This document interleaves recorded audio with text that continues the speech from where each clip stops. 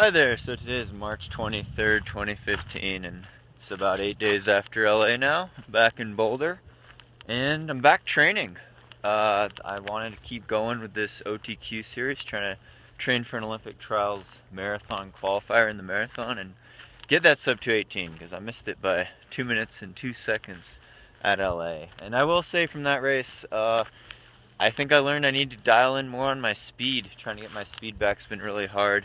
Coming off a trail, 50-mile ultra marathons and steep mountain races on trails like this, which you see behind me, makes it a lot harder to transition back into the really fast service on a road at 26.2 miles. So, you know, that and limited training, 8 to 10 weeks build up before LA, probably was a factor, as well as the heat in the race, which of course slowed everyone down by quite a bit. I know a lot of guys in the race, even guys like Max King, was 3 minutes off his personal best. And you know, LA is not the most forgiving course. It was surprisingly hilly, which I know is kind of funny to say coming from ultramarathon mountain running background.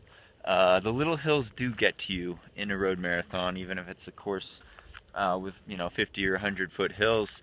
When you split a 525 or 530 mile split and you're trying to go 515, it's just not good. So basically, end result, I ran 520 pace instead of 515 pace, and that 5 seconds a mile is going to need some extra turnover, some extra leg speed, and hopefully some better weather. So I will say the series will continue thanks to your support and feedback.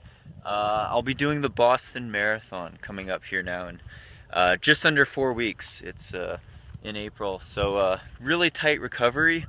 Maybe not totally ideal, but I'm excited to go back to Boston. It's an epic race, great atmosphere, and it has the potential to be a really fast day. Mainly because Boston is still in that downhill course. It's still legal, but if you get good weather, it could either be a tailwind the whole way or a headwind the whole way. And the competition's obviously super strong. So I'll be lining up there. And I will say, I've run Boston before, and it was a total disaster.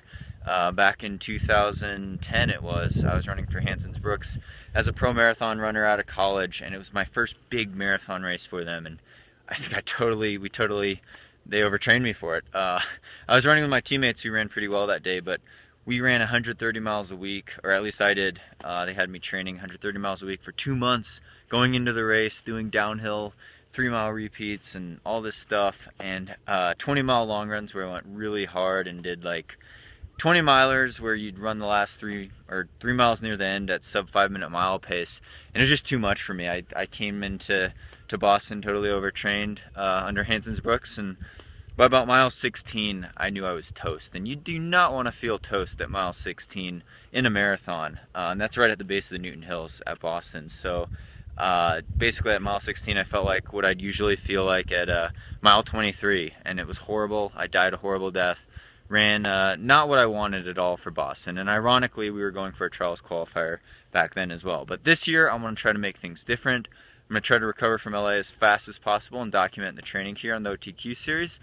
You'll see me. So for this go around at Boston, training myself, I want to make things different this time, and I'm going to do, I'll still do some downhill repeats to get the leg turnover up and to get used to that pounding in the first half that you see, as well as the transition going up and down to the Newton Hills. But like when I ran it in 2010, it was so bad. I went up Heartbreak Hill really slow at mile 20. I went down Heartbreak Hill even slower than I went up it. So it was bad. It was a disaster.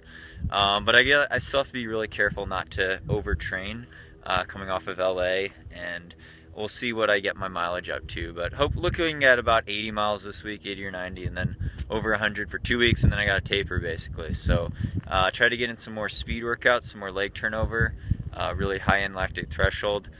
I've also found at altitude, doing the longer reps, it's actually really a struggle to get much under marathon race pace, and I think I should have taken that into account as well. You see me before LA doing my best 2-mile repeat workout at 5-10 mile pace. That was barely faster than marathon pace, whereas at sea level in the past I used to be able to go easily sub 10 minutes for 2 miles, at least on a track. So you'll see changes like that in the training, and I want you to, hopefully you guys could follow along, and I wish you the best luck with all your training, whatever race you have coming up. And thanks again for subscribing and tuning in, and Be sure to share and like and follow if you enjoy this series. And thanks again for all the support and all the comments. I really do appreciate all your feedback. And stay tuned for more OTQ videos leading into Boston here, and also for more training talk videos. I'm going to keep that going on the YouTube channel here as well. So thanks again, guys. Really appreciate the support, and stay tuned for more VO2 Max Productions.